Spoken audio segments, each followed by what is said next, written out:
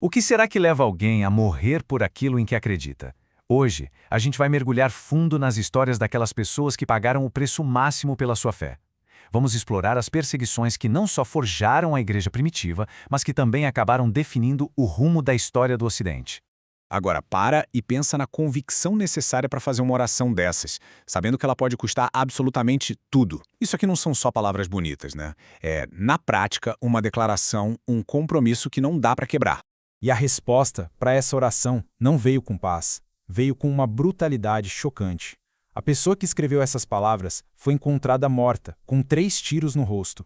Essa realidade violenta nos joga de cabeça no mundo do martírio, um mundo onde a fé é testada pelo fogo. Para a gente entender a raiz de toda essa perseguição, a gente precisa voltar lá no começo para o primeiro mártir cristão de que se tem registro, Estevão. A história dele meio que prepara o terreno para séculos de conflito que viriam pela frente. Olha, para um judeu daquela época, isso aqui não eram acusações qualquer. Eram ataques diretos ao coração da identidade e da fé deles. O templo não era só um prédio, era a casa de Deus na terra. E a lei de Moisés era a base de tudo. Então acusar alguém disso era basicamente acusar da pior traição possível. Agora imagina a cena, uma sala cheia de gente com ódio. E no meio de tudo isso, o rosto de Estevão brilhava. Tinha uma calma, uma paz que os seus acusadores simplesmente não conseguiam entender. E essa serenidade acabou se tornando um testemunho muito mais poderoso do que qualquer palavra que ele pudesse dizer. E aí, no momento de tirar o fôlego, o jogo vira. Estevão, que era o acusado, passa a ser o acusador. Ele aponta para os seus juízes e solta as palavras que, selariam o seu destino, mas que ecoariam para sempre na história. E enquanto ele estava sendo apedrejado, a sua última visão é de Jesus, mas de pé. E esse é um detalhe impressionante. Jesus se levanta, não só como um rei, mas como um advogado que se põe de pé para defender o seu cliente no tribunal mais alto que existe.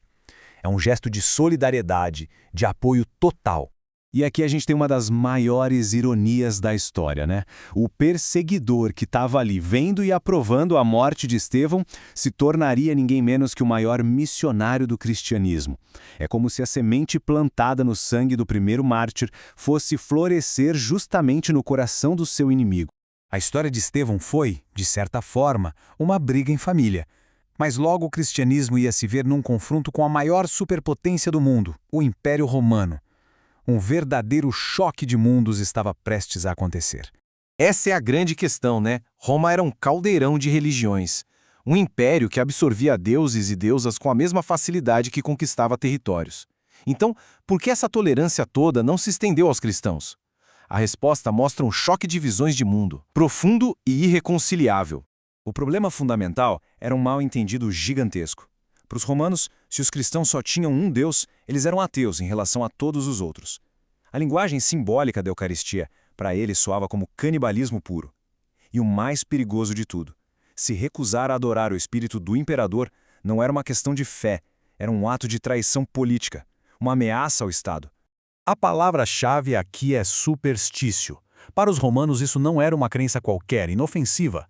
Era uma devoção vista como esquisita, estrangeira e que perturbava a pax deorum, ou seja, a paz com os deuses. E se os deuses ficassem bravos, podiam mandar fome, pragas, derrotas militares, então os cristãos não eram vistos só como diferentes, eram uma ameaça real à segurança do império. O que começou com suspeita e desconfiança local, logo ia se transformar em política imperial. A perseguição não seria mais uma coisa aleatória, ela ia se tornar sistemática, organizada de cima para baixo. A gente pode ver uma escalada bem clara. Primeiro, os cristãos viraram bodes expiatórios convenientes, como aconteceu com Nero. Depois, a coisa ficou mais séria. Ser cristão se tornou oficialmente um crime, e eles viviam sob uma ameaça constante. E por fim, veio a tentativa de extermínio total para apagar a existência deles do mapa do império. Diante da escolha entre viver e negar a sua fé, o bispo Policarpo, já um senhor de idade, deu essa resposta. As palavras dele mostram uma lealdade que não se abala. Ele foi queimado vivo, mas a sua coragem virou uma lenda. No comecinho do século IV veio o ataque final. A grande tentativa do Império Romano de extinguir a chama cristã de uma vez por todas. A grande perseguição, como ficou conhecida, não foi só uma política, foi uma guerra total contra uma fé. o imperador Diocleciano começou uma campanha bem metódica. Primeiro ele atacou os símbolos, as igrejas e os livros sagrados.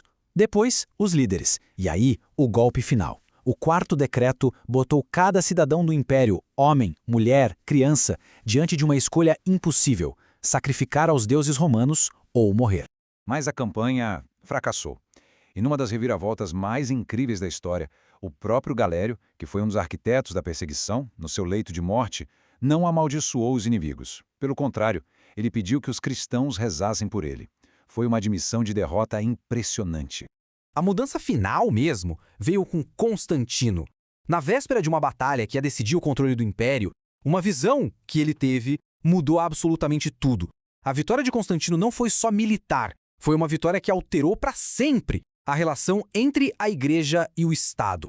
E com essas palavras, o Édito de Milão encerrou oficialmente a era da perseguição. Pela primeira vez na história do Império, a liberdade de consciência virou lei. Isso não foi só o fim de um pesadelo, foi o começo de uma nova era de liberdade religiosa para todo mundo. A história deles acaba forçando a gente a perguntar qual é o preço da nossa própria convicção. No mundo que exige conformidade de tantas maneiras, até onde a gente iria para defender aquilo em que acredita? Essa é a pergunta que a história dos mártires deixa para a gente pensar. Obrigado por acompanhar.